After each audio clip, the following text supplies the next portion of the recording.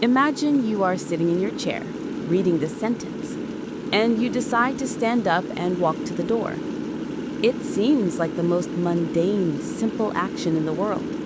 You engage your muscles, you stand, and you cross the room. But there was an ancient Greek philosopher named Zeno of Elea who would look at you with a mischievous glint in his eye and tell you that what you just did is logically impossible.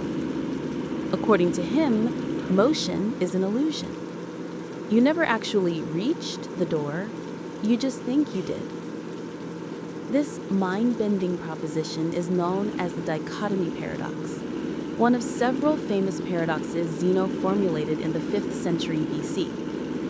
While it sounds like the ravings of a madman, Zeno was actually a brilliant logician who managed to stump the world's greatest thinkers for nearly 2,000 years. His argument forces us to question the very nature of space, time, and infinity. Here is how the trap works. To walk from your chair to the door, you must first travel half the distance.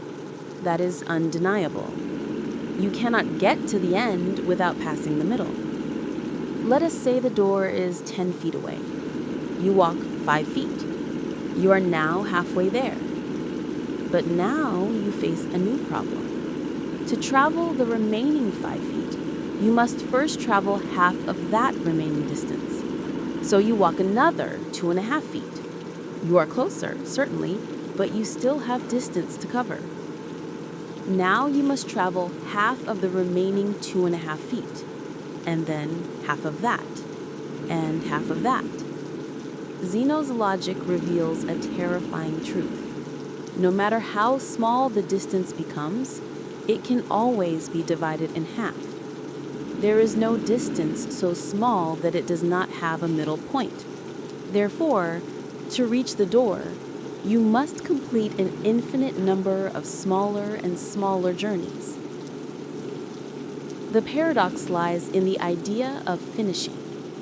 How can a mortal human being, with a finite lifespan, complete an infinite series of tasks? If there are infinite steps to take, you should technically never be able to arrive at your destination. In fact, Zeno argued you could not even start moving, because to move anywhere, you must move half the distance, but to move half the distance, you must move a quarter, and so on, backward into infinity. You are frozen in place by the sheer weight of infinite divisibility. Zeno illustrated this even more colorfully with the story of Achilles and the tortoise. Achilles was the greatest warrior of Greece, swift-footed and unbeatable. In Zeno's scenario, Achilles races a plodding tortoise. Being a sportsman, Achilles gives the tortoise a head start of 100 yards. The race begins. Achilles sprints to the 100-yard mark, where the tortoise started. In the few seconds it takes him to get there, the tortoise has crawled 1 yard further. Now Achilles must run that 1 yard to catch up. But by the time he covers that 1 yard, the tortoise has inched forward a few inches. Achilles covers those few inches, but the tortoise has moved a fraction of an inch further. Every time Achilles arrives at the point where the tortoise was, the tortoise has moved a tiny bit further ahead. It does not matter how fast Achilles runs or how slow the tortoise crawls. Logically, Achilles can get closer and closer, but he can never actually overtake the animal. There will always be a small gap of space and time separating them. For centuries, this drove philosophers and mathematicians crazy. It was obviously untrue in the physical world. People walk through doors and fast runners catch slow ones every day. Diogenes the cynic, upon hearing Zeno's argument, famously stood up and walked around the room, offering a wordless refutation. But while Diogenes proved motion exists, he did not explain where Zeno's logic failed. The logic seemed sound, yet the conclusion was absurd. The solution to this headache did not arrive until we developed a better understanding of mathematics, specifically calculus, and the concept of limits. Zeno assumed that if you add an infinite number of things together, the result must be infinite. He believed that adding distance plus distance plus distance forever would result in a distance that takes forever to cross. However, mathematics revealed a counterintuitive magic. You can add an infinite series of numbers and get a finite result, provided the numbers shrink fast enough. Think of the journey to the door. You walk 1/2 the distance, then 1/4, then 1/8, then 1/16, and so on. If you add these fractions together, the sum does not explode into infinity. As you add more and more of these shrinking fractions, the total gets closer and closer to exactly 1. In the language of calculus, the series converges. This means that an infinite number of steps can fit inside a finite container of space.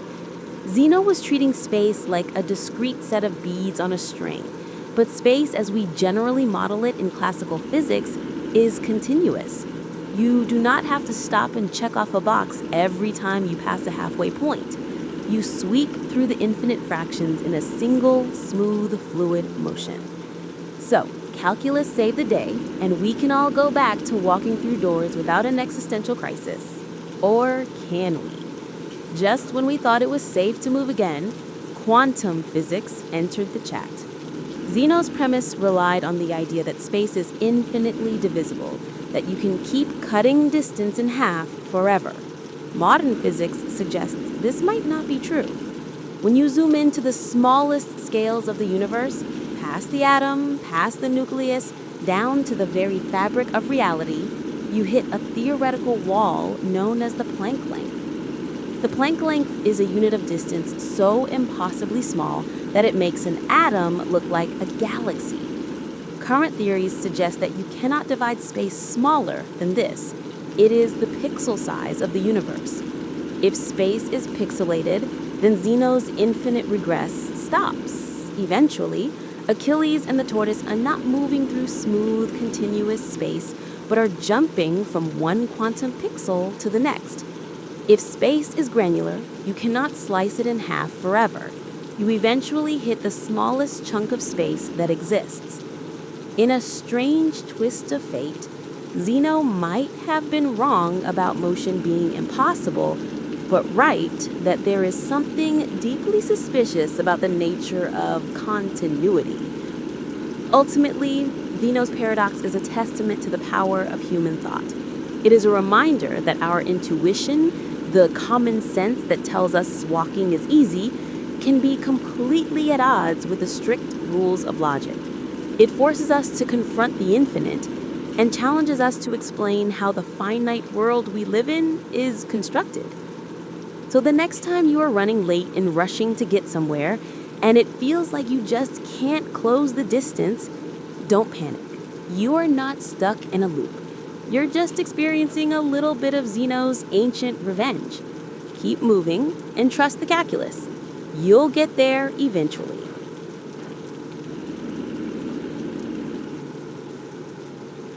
Picture yourself standing next to a set of train tracks on a crisp, clear afternoon. The sun is shining, the birds are singing, and for a moment, everything feels peaceful. Then you feel a vibration on the ground. A low rumble grows into a deafening roar. You look up the line and see a runaway trolley barreling towards you. The brakes have failed, and the metal beast is out of control. You look further down the track, and your blood runs cold. 5 people are tied to the rails, unable to move. The trolley is headed straight for them, and given its speed, their impact is inevitable. They will die. But there is a twist. You are standing next to a lever. If you pull this lever, a switch in the tracks will engage, diverting the trolley onto a side track. On this side track, there is also a person tied down. However, it is only one single person. The dilemma strikes you with the force of a physical blow. You have 2 seconds to make a decision. Do you do nothing and allow the trolley to kill 5 people? Or do you pull the lever, intentionally diverting the train to kill one person to save the 5. This is the trolley problem, perhaps the most famous thought experiment in the history of ethics. First introduced by philosopher Philippa Foot in 1967, it was designed to test our moral intuitions and expose the messy, often contradictory machinery of the human conscience. On the surface, it looks like a simple math problem. 5 lives are numerically greater than 1 life. If you view morality through a utilitarian lens, which aims for the greatest good for the greatest number of people, the answer is obvious. You pull the lever. You trade 1 life for 5. Most people, when presented with this scenario, agree. They say they would pull the switch without too much hesitation. But just as you settle on that answer, the experiment changes. Imagine the same runaway trolley and the same 5 people tied to the main track. But this time, there is no sidetrack and no lever. Instead, you are standing on a footbridge overlooking the rails. Standing next to you is a very large stranger. He is big enough that if he were to fall onto the tracks, his bulk would stop the trolley. He would die, but the 5 people down the line would be saved. The math is exactly the same as before, 1 life sacrificed to save 5. But now the question is different. Do you push the man off the bridge? Almost everyone recoils at this suggestion. While nearly everyone is willing to pull a lever, almost no one is willing to push the man. Why?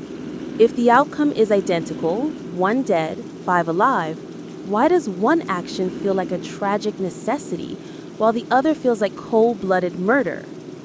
This is where the trolley problem stops being a puzzle about trains and starts being a map of the human brain. It highlights the massive conflict between 2 different systems of morality.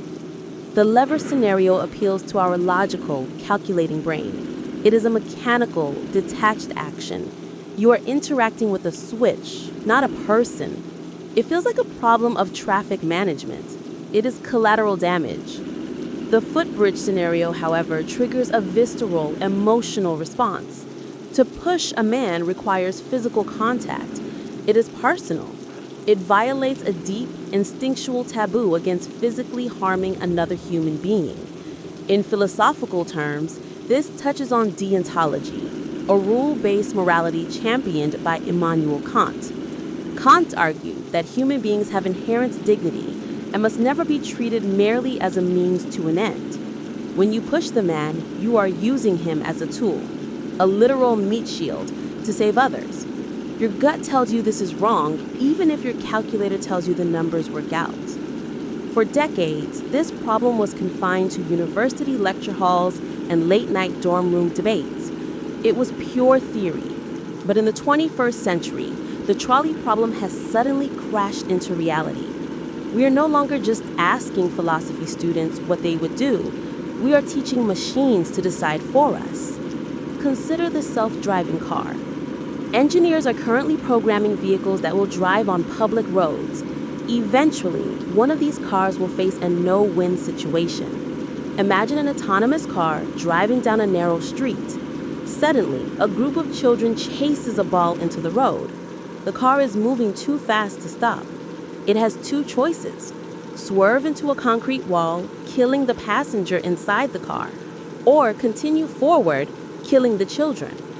The car needs a line of code to tell it what to do. It needs an answer to the trolley problem. Does the car prioritize the safety of its owner, or does it prioritize the greater number of lives outside the vehicle? If manufacturers program the car to sacrifice the owner, who would buy it? If they program it to plow through the crowd, is that ethical? The abstract dilemma has become a concrete engineering requirement.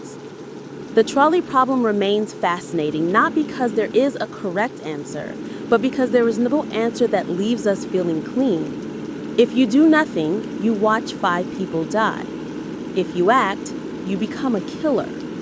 It forces us to confront the terrifying reality that sometimes there are no good choices, only different varieties of bad ones.